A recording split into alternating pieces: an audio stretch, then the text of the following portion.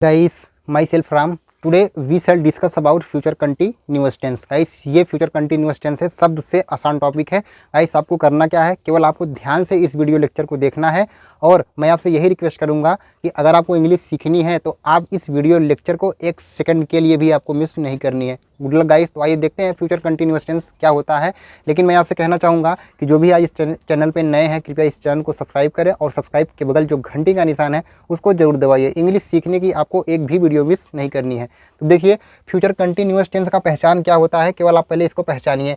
Future continuous tense का continuous का मतलब होता है कोई चीज़ लगातार. जैसे देखिए, सेंटेंस में रहा है, रही है, रहे, तो हम कंटिन्यूअस टेंस कह रहे थे. यहाँ पे क्या है, फ्यूचर कंटिन्यूअस टेंस है. अभी देखिए पहचान क्या है. इस सेंटेंस में आपको क्या देखना है, मेन वर्ब, यानी कि मेन वर्ब का मतलब क्या होता है, मुख्य क्रिया. मेन का मतलब मुख्य, जो सबसे मेन हो. वर्ब मतलब क्रिया. जैसे मेन वर्ब मुख्य क्रिया क्या होता है, जैसे आपको ऑलरेडी पता है मुख्य क्रिया क्या होता है. मेन वर्ब जैसे खेलना, कूदना, उठना, बैठना, हंसना, जागना, खाना खाना, पानी पीना, ये सब मेन वर्ब है. कोई काम जो होता है वो होता है मेन वर्ब. उसी को हम कहते हैं मुख्य क्रिया. मेन वर्ब मुख्य क्रिया के साथ क्या रहेगा, रहा होगा, रही होंगे, रही होगी, रहे होंगे या रहा होगा का प्रयोग किया जाता है. केवल आपको यही देखना है सेंटेंस पहचानने के लिए. क्या दिखेगा आपको, मुख्य क्रिया के साथ रहा होगा, रही होंगे, रहे होंगे, रहा होगा का प्रयोग किया जाता है, यानी कि यही सेंटेंस में आएगा. आप तुरंत पहचान जाइएगा कि यह है फ्यूचर कंटिन्यूअस टेंस. तो आपको ध्यान से वीडियो लेक्चर को देखना है. गाइस, अगर आपको नहीं समझ में आ रहा होगा तो आप कमेंट करके जरूर पूछ लेना कि क्या चीज़ समझ में नहीं आया है. देखिए, रूल लिखा गया है ANI. इसका मतलब क्या होता है, ए का मतलब होता है अफर्मेटिव सेंटेंस. शॉर्टकट में लिखा हूँ. अगर आपको नहीं समझ में आ रहा होगा तो मैं आगे अभी कभी लिखवाऊंगा तो मैं पूरा इसका फार्मूला ही लिख दूंगा. इसका मतलब क्या होता है, एक मतलब शॉर्टकट में लिख दिया हूँ. गाइस, ये है बोर्ड थोड़ा छोटा, इसलिए मैं क्या करता हूँ, शॉर्टकट में लिख देता हूँ ताकि पूरा जितना इस सेंटेंस में जो भी स्ट्रक्चर है कंप्लीटली आ पाए. इसलिए मैं स्ट्रक्चर क्या करता हूँ, थोड़ा छोटा कर देता हूँ. अफर्मेटिव सेंटेंस क्या होता है, ए का मतलब अफर्मेटिव, जिस सेंटेंस में नाट न हो या कोई क्वेश्चन न पूछा गया हो वही होता है अफर्मेटिव सेंटेंस. निगेटिव का मतलब जिस सेंटेंस में नाट आ जाए वो होता है निगेटिव सेंटेंस. इंट्रोगेटिव यानी कि उसमें कोई क्वेश्चन पूछा गया हो, प्रश्नवाचक शब्द हो, उसी को हम कहते हैं इंट्रोगेटिव सेंटेंस.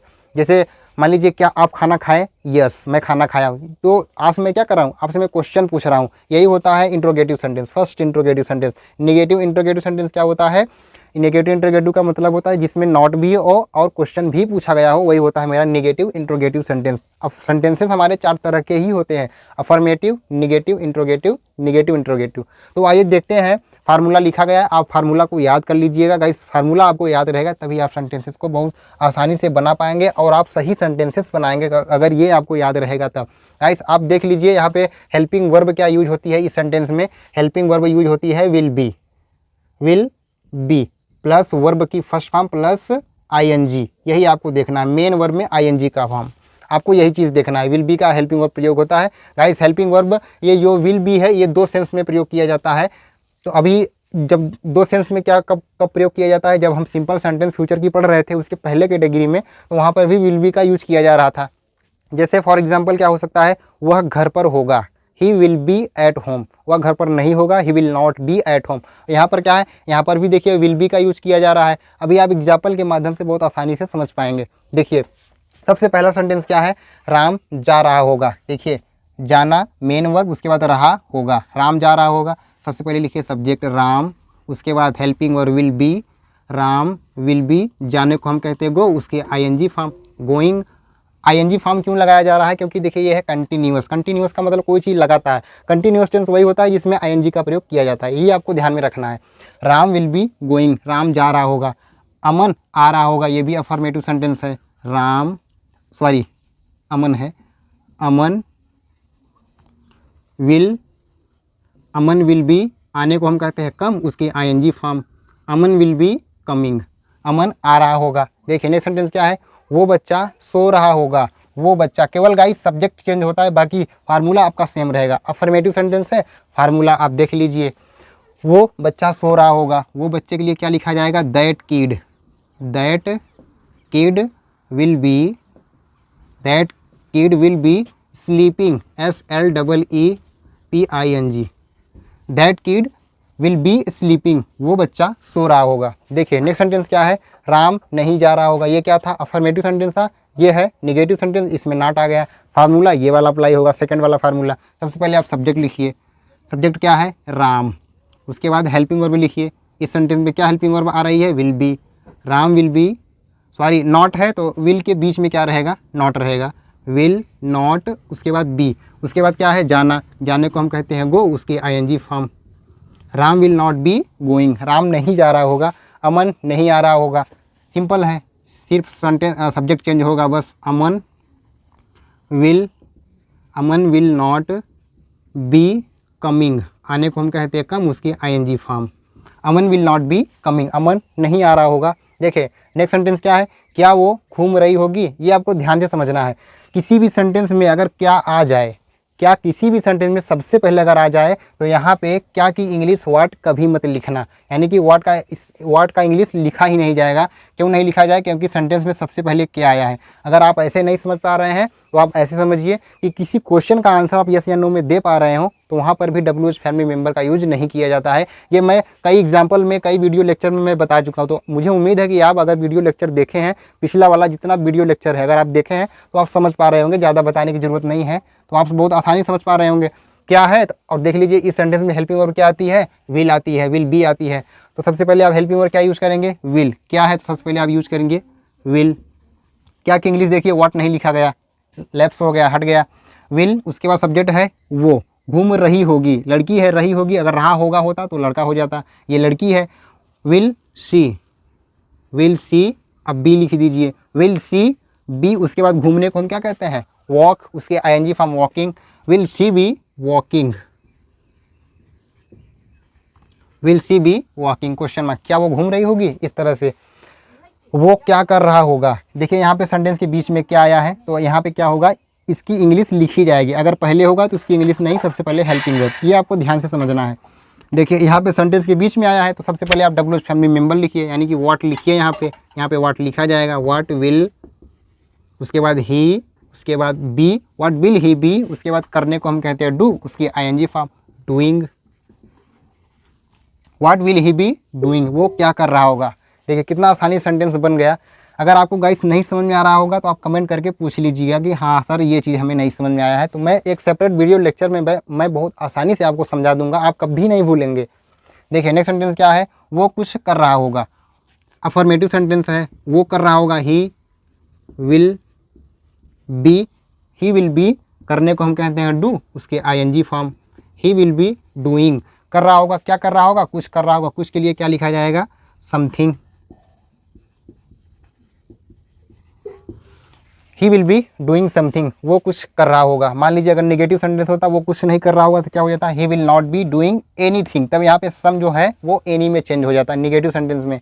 देखिए नेक्स्ट सेंटेंस क्या है, हम 7 बजे पढ़ना, मेन वर्ब रहे होंगे।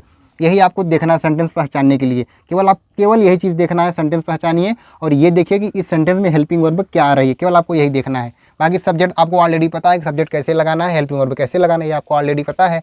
हम पढ़ रहे हैं, पहले लिखिए सब्जेक्ट हम की इंग्लिश क्या होती है, वी। उसके बाद helping verb will be, we will be. उसके बाद पढ़ने को हम कहते हैं स्टडी, उसकी ING form study. He will be study, STUDYING। We will be studying, कब पढ़ रहे होंगे, 7 बजे। 7 बजे के लिए क्या लिखा जाएगा, at 7।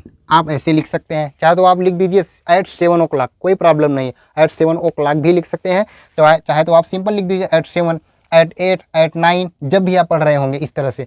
देखिए सेंटेंस कितना आसानी से बन गया। गाइस अगर आपको नहीं समझ में आया होगा तो आप बिंदास बेझिझक कमेंट करके पूछ सकते हैं। गाइस अगर आपको इंग्लिश सीखनी है तो आपको प्रैक्टिस करनी ही पड़ेगी। You will have to practice, without practice you can't learn English. तो आपको प्रैक्टिस करना है, बिना प्रैक्टिस के आप इंग्लिश नहीं सीख सकते।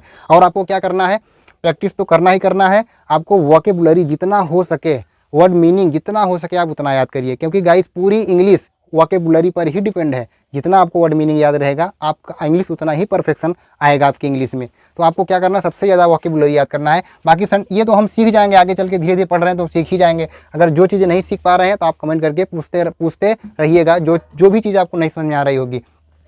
मान लीजिए कुछ सेंटेंस और होता, मान लीजिए जैसे होता कि हम खेल रहे हैं, वी विल बी, हम खेल रहे होंगे, यहाँ पे होगा होगी है। गाइस देखिए विल विल बी का मतलब क्या होता है, होगा। यहाँ पे विल बी का प्रयोग दो सेंस में किया जाता है। जैसे एक सेंटेंस है, ही विल बी एट होम, देखिए वो घर पर होगा। ये एक तो सिंपल सेंटेंस, फ्यूचर का सिंपल सेंटेंस, फ्यूचर की पहली कैटेगरी का सेंटेंस है। अगर आपने सिंपल सेंटेंस नहीं देखा है फ्यूचर का, तो आप मैं उम्मीद करता हूं कि आप उसको देखे होंगे। अगर नहीं देखे हैं तो आप उसको जरूर देखें, तभी ये वीडियो लेक्चर आपको समझ में आ पाएगा कि विल बी का प्रयोग दो सेंस में किया जाता है। एक तो फ्यूचर सिंपल सेंटेंस में किया जाता है, जैसे ये वाला सेंटेंस है, ही विल बी एट होम, वो घर पर होगा। तो होगा के सेंस में हम विल बी का यूज कर दिया। और यहाँ पे क्या है, कोई काम कर रहा होगा, तो यहाँ पर भी देखिए विल बी, उसके बाद देखिए विल बी, उसके बाद वर्ब की फर्स्ट फॉर्म, उसके बाद क्या है, आईएनजी। इस तरह से मैं जा रहा हूँगा, मैं पढ़ रहा हूँगा, आई विल बी स्टडिंग, वो पढ़ रहा होगा, ही विल बी स्टडिंग। बच्चे जा रहे होंगे, या तो आप ऐसे बोल सकते बच्चे जा रहे होंगे, चिल्ड्रेंस विल बी गोइंग, या तो चिल्ड्रेन की जगह पर आप किड्स का भी यूज कर सकते हैं, किड्स विल बी गोइंग। इस तरह से आप सेंटेंसेस को बना सकते हैं। गाइस तो आज के लिए इतना ही। अब हम क्या सीखेंगे, अब हम सीखेंगे फ्यूचर कंटिन्यूअस टेंस। तो हो गया कंप्लीट, पढ़ लिए। अब हम इसका क्या करेंगे, एक्सरसाइज लेंगे, एक्सरसाइज थोड़ा कर लेंगे, ताकि जो भी चीज़ें छूट रही हैं वो आसानी से कंप्लीट हो पाए, क्लियर हो पाए एग्जाम्पल के माध्यम से। जब हम एक्सरसाइज करेंगे तभी इंग्लिश में क्या होती है, परफेक्शन आता है, जब हम एक्सरसाइज करते हैं। तो आपको एक एक टॉपिक को ध्यान से पढ़ना है। जितना भी वीडियो लेक्चर मैं बनाया हूँ, आप एक एक वीडियो लेक्चर आप जरूर देखें, तभी आपको ये वीडियो लेक्चर आपको समझ में आ पाएगा। अब हम सीखेंगे इसका एक्सरसाइज।